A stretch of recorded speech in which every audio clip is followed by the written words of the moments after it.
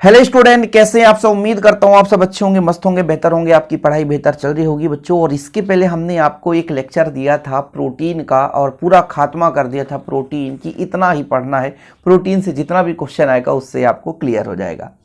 आज फिर से क्लास 12 केमिस्ट्री एनसीईआरटी चैप्टर 14 जैव अणु जो चैप्टर है उसमें आज हम चर्चा करने वाले हैं एमिनो अम्ल। एमिनो अम्ल से किस किस प्रकार से क्वेश्चन आने वाले हैं वो कंप्लीट इस पर आप सीखेंगे। आज हमारा जो टॉपिक है बच्चों वो है पहला एमिनो अम्ल के बारे में।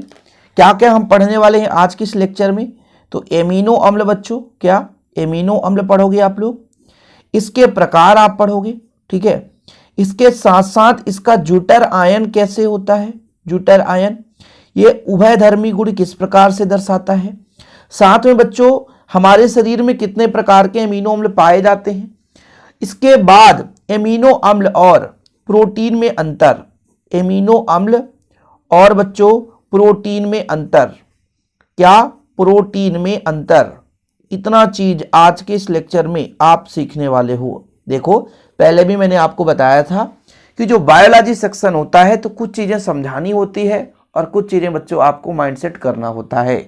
मतलब आपको याद करने की बात करें या समझकर उसको लॉजिक लगाकर अपने माइंड में याद रखना होता है, ये चीज मैं कह रहा हूं। तो चलिए शुरू करते हैं बच्चों, एमिनो अम्ल की बात करते हैं। तो एमिनो अम्ल, अब यहां पर परिभाषा आप देख ही रहे हो भाई कि एमिनो अम्ल किसे कहते हैं, कि अमीनो अम्ल वे पदार्थ हैं, ठीक है, जिसमें एक एमीन समूह, एमीन मतलब NH2 समूह, ठीक है, और एक कार्बोक्सिलिक समूह उपस्थित होता है COOH। मतलब एक से अधिक भी हो सकता है लेकिन मिनिमम एक एक उपस्थित होना चाहिए। अब कह दो सर कि आपने एक कार्बोक्सिलिक समूह और एक एमिनो समूह की तो बात की थी, इसके अलावा कुछ है ही नहीं है। ऐसा नहीं है बच्चों, एक से अधिक भी एमिनो अम्ल उपस्थित हो सकते हैं। एक होना ही चाहिए, एक से अधिक भी होंगे चलेगा, तो वो हमारा पदार्थ जो है एक प्रकार से एमिनो अम्ल कहलाता है। एमिनो अम्ल के उदाहरण मैं आपको समझाऊंगा, तब आपको समझ में आएगा कि एमिनो अम्ल किस प्रकार से हम इसको डिफाइन करते हैं। तो वे पदार्थ हैं कुल मिलाकर के एक प्रकार से कार्बोक्सिलिक, नाइट्रोजन युक्त कार्बोक्सिलिक, और भाई जैसे हमारे पास एमीन है और हमारे पास कार्बोक्सिलिक समूह है, तो नाइट्रोजन युक्त हाइड्रोकार्बन भी कह सकते हैं इसको हम, नाइट्रोजन युक्त कार्बोनिल यौगिक भी बोल सकते हैं हम इसको। तो ये हमारे ऊपर डिपेंड है किस प्रकार से हम कह सकते हैं। हाइड्रोकार्बन क्यों कह सकते हैं, एक प्रकार से जटिल यौगिक भी कह सकते हैं। जटिल यौगिक तो, और जब मान लीजिए कई सारे एमिनो अम्लों को जोड़ दिया जाता है, या तो आप रेशेदार जोड़ दो या गोलिकाकार जोड़ दो, अपने हिसाब से जोड़ दो तो प्रोटीन बन जाता है। तो एक प्रकार से हम इसको पदार्थ ही बोलते हैं। अब इस पदार्थ में मिनिमम एक NH2 और एक COH रहेगा तभी वो एमिनो अम्ल कहलाएगा। पहचान है, 4 यदि ऑप्शन आ जाए बता दिया जाए इनमें से कौन सा एमिनो अम्ल नहीं है, तो याद रखियो आप लोग कि यदि उसमें से किसी में NH2 समूह या COOH समूह अनुपस्थित है, नहीं है, तो फिर वो एमिनो अम्ल नहीं है बच्चों। एग्जाम्पल के तौर पर यहां पर ग्लाइसिन लिखा है, क्या ग्लाइसिन, ग्लाइसिन का स्ट्रक्चरल फॉर्मेट में यदि यहां पर देखूं तो CH2 COO, यदि आप यहां NH2 जोड़ते हैं तो फिर बच्चों यहां पे H रहेगा। यदि मान लीजिए H यहां से निकाल दो, इलेक्ट्रॉन ऑक्सीजन के पास आया, ये पॉजिटिव चार्ज और NH3 हो गया। ये हमारा जो है ये क्या है जानते हैं, ग्लाइसिन। क्या है, ग्लाइसिन। अब इसमें देखो जरा, एक हमारे पास COH कार्बोक्सिलिक समूह, एक हमारे पास NH2 समूह प्रेजेंट है, तो ये हमारा एमिनो अम्ल कहलाता है। ध्यान ये देना है बच्चों कि यहां पर NH2 होना चाहिए, लेकिन NH3 कहां से आ गया, ये पॉजिटिव चार्ज ले लिया, यहां से हाइड्रोजन को ग्रहण कर लिया। कोई चीज पॉजिटिव कब होता है, जब इलेक्ट्रॉन त्यागता है। भाई हाइड्रोजन जुड़ रहा है तो इलेक्ट्रॉन उसको त्याग नहीं पड़ेगा, तभी तो हाइड्रोजन आकर अटैच होगा, नहीं तो हाइड्रोजन क्यों जुड़ेगा, जबरदस्ती थोड़ी ना है। तो एमिनो अम्ल वे पदार्थ होते हैं जिनमें एक एमीन समूह और एक कार्बोक्सिलिक समूह होता है बच्चों। फिलहाल आपको इतना समझ में आ गया होगा। अब एमिनो अम्ल के प्रकार की मैं बात करूं कि एमिनो अम्ल कितने प्रकार के होते हैं बच्चों, तो एमिनो अम्ल 3 प्रकार के होते हैं। पहला जो एमिनो अम्ल होता है वो अम्लीय होता है, क्या होता है, अम्लीय, ठीक है। दूसरा जो एमिनो अम्ल है बच्चों वो है क्षारीय, और जो तीसरा एमिनो अम्ल है बच्चों वो है उदासीन। क्या है, उदासीन। 3 प्रकार के एमिनो अम्ल होते हैं। चीजें क्लियर है?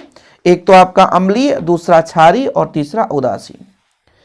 क्योंकि आपने समझा कि एमिनो अम्ल का पहचान क्या है, तो हमने कहा भैया एक NH2 समूह और एक COH समूह है, तब वो कहलाएगा एमिनो अम्ल।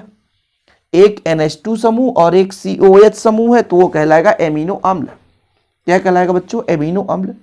एक NH2 समूह है और एक COH कार्बोक्सिलिक समूह, मतलब एमीन समूह है ये, और ये कार्बोक्सिलिक समूह, क्या, कार्बोक्सिलिक समूह, तो ये बच्चों कहलाता है क्या, एक एमीन समूह, एक कार्बोक्सिलिक समूह, तो हमारा कहलाता है एमिनो अम्ल। क्या कहलाता है? एमिनो अम्ल।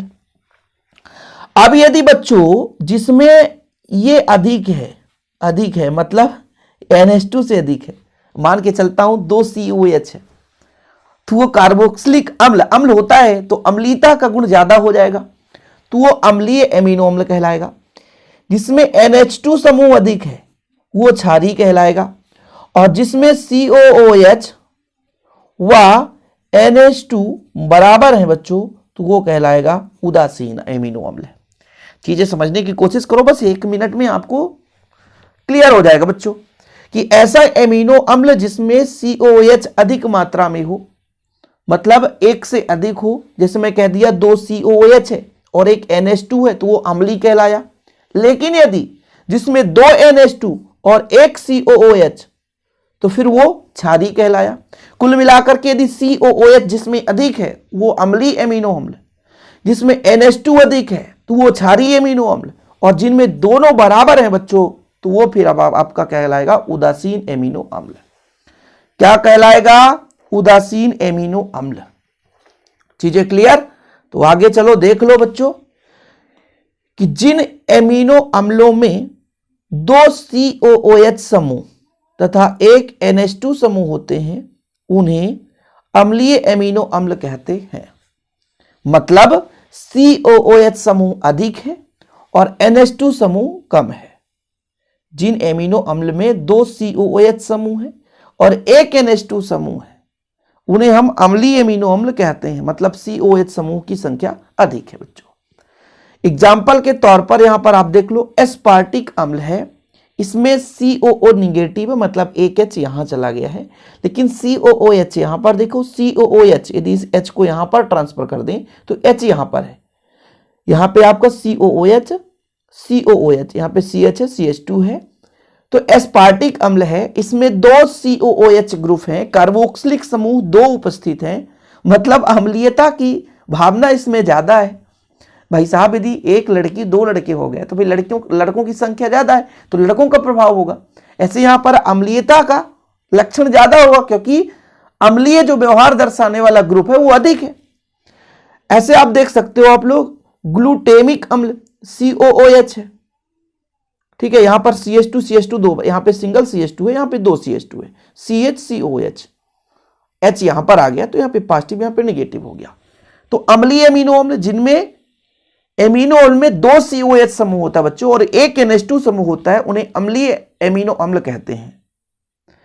इसके बाद दूसरा नंबर आप लोग देखेंगे क्षारीय एमिनो अम्ल। उन एमिनो अम्लों को क्षारीय एमिनो अम्ल कहते हैं जिसमें 2 NH2 समूह होता है और एक COH समूह होता है। एग्जाम्पल के तौर पर यहां पर देखो, इसमें COO निगेटिव है, मतलब H यहां से ट्रांसफर हो चुका है, H आपका ट्रांसफर हो चुका है। तो और यहां पर NH2 समूह की बात करें तो यदि यहां पर बच्चों मान लीजिए NH2 समूह तो 2 NH2 समूह है और 2 से अधिक भी है, देख सकते हो यहां पर NH2 है, NH2 है, NH2 है। मैंने आपको बताया था कि NH का मतलब ये है कि अधिक होना चाहिए NH2 समूह, आर्जिनिन है ये, ठीक है। हिस्टिडीन यहां पर देख लो, यहां पर NH3 पॉजिटिव यहां पर आ चुका है, ठीक है, NH यहां पर है, यहां पर NH है, यहां पर भी NH कर सकते हो आप। तो जहां पर NH2 अधिक है तो वो आपका क्षारीय एमिनो अम्ल और जहां पे कम है वो अम्लीय एमिनो अम्ल, यानी COH अधिक होना चाहिए। भावना आ गई भाई साहब उदासीन एमिनो अम्ल की, जिसमें एमिनो अम्ल में COOH आयन और NH3 पॉजिटिव आयन की बात कर रहा हूं, इसमें समूह की बात नहीं कर रहा है, इसमें आयन की बात कर रहा है। भाई जिसमें COO1 निगेटिव यानी कार्बोक्सिलिक अम्ल से ही आयन बनता है बच्चों। यहां पर हम बात करते हैं कार्बोक्सिलिक अम्ल में COOH। अब जब यहां से H निकल जाएगा तो इलेक्ट्रॉन ऑक्सीजन को दे जाता है, तो ये COO निगेटिव आयन बन जाता है।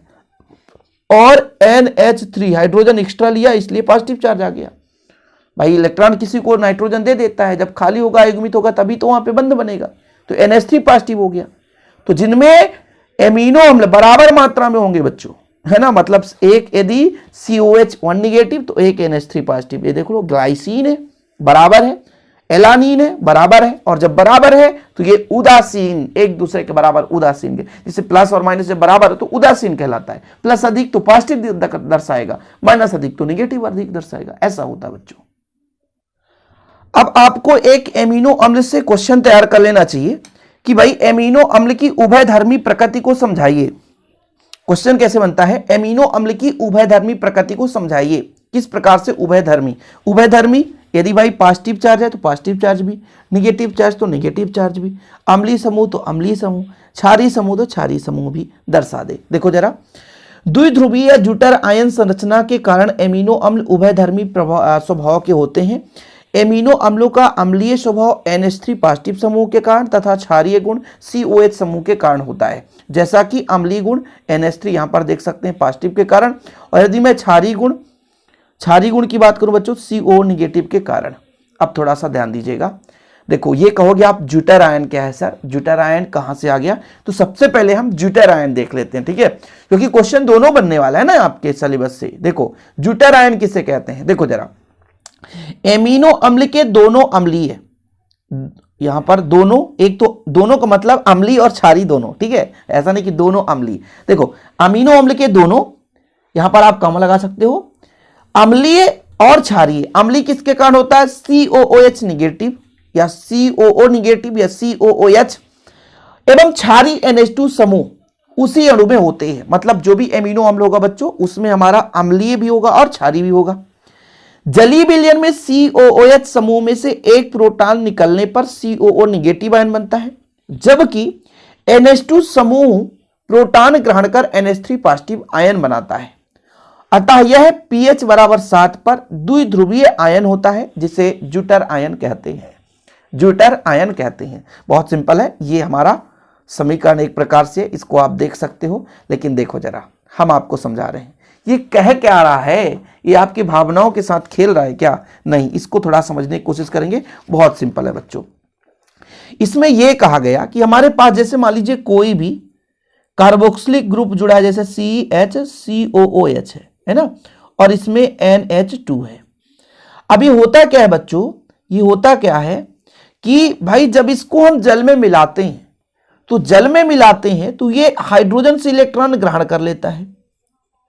जब इलेक्ट्रॉन ग्रहण करता है तो ये माइनस चार्ज आ जाता है। प्रोटॉन त्यागना मतलब इलेक्ट्रॉन को ग्रहण करना।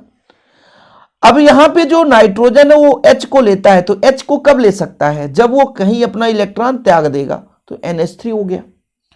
तो इस प्रकार से कोई भी एमिनो अम्ल जब आयन के रूप में परिवर्तित हो जाता है, वो भी पॉजिटिव निगेटिव दोनों में, ये निगेटिव है ये पॉजिटिव है, तो इस आयनित यौगिक को या आयनित अणु को हम ज्यूटर आयन कहते हैं। ज्यूटर आयन किसे कहते हैं बच्चों, मैंने क्या कहा कि एमिनो अम्ल में दोनों अर्थात अम्लीय और क्षारीय दोनों समूह उपस्थित होते हैं। अब अणु में जब जलीय विलयन की बात कर लेते हैं तो COOH समूह, ये जो COOH समूह है इसमें से प्रोटॉन निकलता है, यानी H निकलता है, इलेक्ट्रॉन ऑक्सीजन ग्रहण कर लेता है, और इलेक्ट्रॉन ग्रहण करने के बाद ऑक्सीजन निगेटिव हो जाता है। और बच्चों ये जो हमारा NH2 समूह है ये प्रोटॉन ग्रहण करता है, यानी हाइड्रोजन को ग्रहण करता है, तो NH3 पॉजिटिव आयन बना लिया। इस स्थिति में द्विध्रुवीय आयन हो जाता है ये, मतलब दोनों ध्रुव इस पे उपस्थित हैं, एक धन भी और एक ऋण भी। और ज्यूटर ज्वाइंट जिसे बोलते हैं, दोनों आयन का ज्वाइंट दर्शा रहा है, इसलिए इसे हम ज्यूटर आयन कह देते हैं। सिंपल है, दो आयन के कारण इसे हम ज्यूटर आयन कह देते हैं, ज्यूटर आयन बोल देते हैं। समझ में आ गया बच्चों? ज्यूटर आयन यदि आएगा तो आप लोग बिल्कुल सिंपल तरीके से कर सकते हैं कि जो भी हमारा एमिनो अम्ल है उसमें एक COH समूह, एक NH2 क्षारीय समूह होता है। COH क्या होता है? जलीय विलयन में H पॉजिटिव यानी प्रोटॉन को त्यागता है, इलेक्ट्रॉन ऑक्सीजन के पास आ जाता है। वही प्रोटॉन NH2 के साथ जुड़ता है तो NH3 पॉजिटिव बन जाता है बच्चों। समझ रहे हैं? इस प्रकार से वो द्विध्रुवीय आयन का निर्माण हो जाता है जिसे ज्यूटर आयन कहते हैं। अब इस स्थिति में, इस ज्यूटर आयन की स्थिति में बोला गया है, देखो जरा, एमिनो अम्ल की उभयधर्मी प्रकृति क्या है कि द्विध्रुवीय या ज्यूटर आयन संरचना के कारण, संरचना क्यों बन गया वो भी जान गए। एमिनो अम्ल उभयधर्मी स्वभाव के होते हैं। एमिनो अम्ल का अम्लीय स्वभाव NH3 पॉजिटिव समूह के कारण और क्षारीय गुण COH समूह के कारण उत्पन्न होता है। और इसमें आप लोगों को अम्लीय गुण और क्षारीय गुण का थोड़ा सा इस प्रकार से समीकरण भी बना लेना बच्चों कि हमारे पास एक ज्यूटर आयन है, देख सकते हो, इस पे पॉजिटिव चार्ज नेगेटिव चार्ज दोनों है, दोनों प्रकार से है, लेकिन ये OH नेगेटिव आयन से अटैच होगा तो क्या बनेगा? H2O बाहर निकलता है। H2O बाहर निकलेगा तो किस प्रकार से H2O निकाल सकते हो आप लोग? तो हमारे पास OH है ऑलरेडी, H यहां से निकल जाता है बच्चों, यहां से।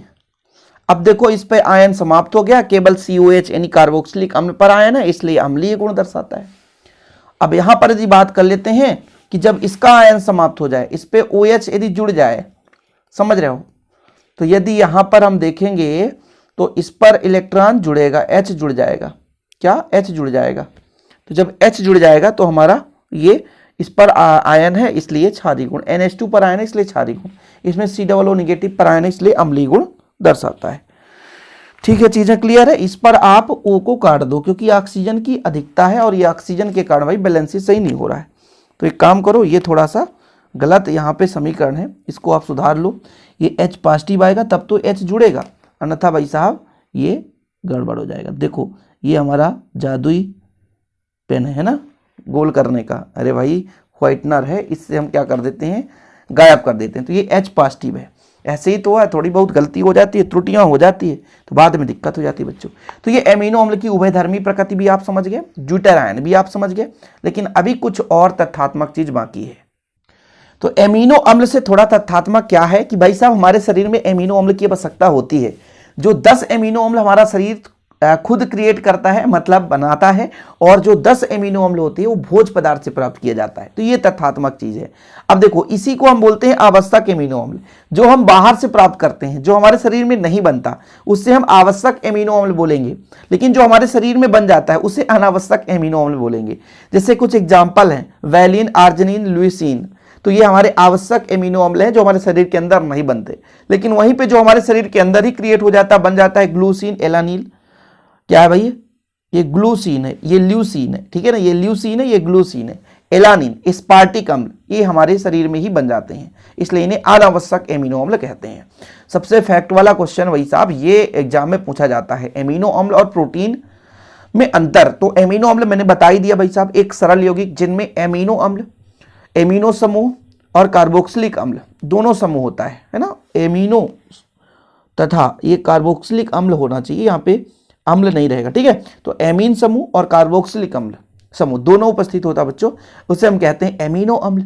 और प्रोटीन में क्या कहा गया कि जटिल नाइट्रोजन युक्त यौगिक प्रोटीन कहलाता है। जटिल नाइट्रोजन युक्त कार्बनिक यौगिक क्या कहलाता है? प्रोटीन कहलाता है। हो सकता है, उम्मीद करता हूं कि आप लोग प्रोटीन वाला लेक्चर देखे होंगे, अभी नहीं देखे तो जाकर के देख लो भाई प्रोटीन वाला लेक्चर विधिवत, क्योंकि प्रोटीन वाला लेक्चर काफी महत्वपूर्ण है बच्चों। समझ में आया? तो रेशेदार प्रोटीन, गोलिकाकार प्रोटीन मैंने वहां पर कराया था। तो हमारे पास जिसमें एमिनो समूह और कार्बोक्सिलिक अम्ल समूह उपस्थित होता है उसे हम एमिनो अम्ल कहते हैं, और जिसमें बच्चों नाइट्रोजन युक्त जटिल कार्बनिक यौगिक को हम क्या बोलते हैं? प्रोटीन कहते हैं। एमिनो अम्ल के संयोजन से डाइपेप्टाइड, पॉलीपेप्टाइड तथा प्रोटीन बनते हैं। क्या क्या बनता है? डाइपेप्टाइड, पॉलीपेप्टाइड और प्रोटीन बनते हैं। साथ में यदि बात करें प्रोटीन के जल अवघटन से एमिनो अम्ल बनते हैं। कुल मिलाकर के एमीन को हम यदि संग्रहण करा दें तो प्रोटीन बन जाता है। एग्जाम्पल के तौर पर ग्लाइसिन, लाइसिन ये हमारे एमिनो अम्ल है, हीमोग्लोबिन, केसिन ये हमारे प्रोटीन है। तो ये डिफरेंस भी आप लोग तैयार कर लेना। फिलहाल इस डिफरेंस में कुछ है नहीं, क्योंकि परिभाषा एक वैसे भी है जिसमें एमीन और कार्बोक्सिलिक समूह होगा वो एमिनो अम्ल कहलाएगा। जटिल नाइट्रोजन युक्त कार्बनिक यौगिक प्रोटीन कहलाता है। एमिनो अम्ल के संयोजन से डाइपेप्टाइड, पॉलीपेप्टाइड, प्रोटीन बनते हैं, लेकिन वहीं पे प्रोटीन का यदि जल अपघटन कराएंगे तो एमिनो अम्ल बनेगा। वैसे ही बताया गया ना कि भाई एमिनो अम्ल जब आपस में जुड़ेंगे, बंध बनाएंगे, तो किसका निर्माण करते हैं? प्रोटीन का। वहीं पे प्रोटीन का जब जल अपघटन होता है तो एमीन बनता है, एमिनो अम्ल बनता है। ओके बच्चों, तो एमिनो अम्ल का शाब्दिक अर्थ देखो ना, एमिनो मतलब एमीन और अम्ल मतलब कार्बोक्सिलिक अम्ल, दो चीज होना चाहिए, एमिनो एमीन, कार्बोक्सिलिक अम्ल मतलब COH। इस प्रकार से आज का हमारा टॉपिक खत्म होता है, लेकिन बच्चों कम समय में कोशिश किया कि मैक्सिमम चीजें आपको समझा सकूं और इस चैप्टर के जो भी टॉपिक हैं आपको मिल जाएंगे, बिल्कुल निश्चिंत रहें। अब मैं आप लोगों से एक चीज गुजारिश करना चाहता हूं कि प्लीज इसके पहले यदि आपने वीडियो नहीं देखा तो प्लीज जाकर के प्लेलिस्ट में जाएं, बेहतर रूप से तैयारी करें और ऐसी वीडियो पाने के लिए चैनल को सब्सक्राइब जरूर कर लें।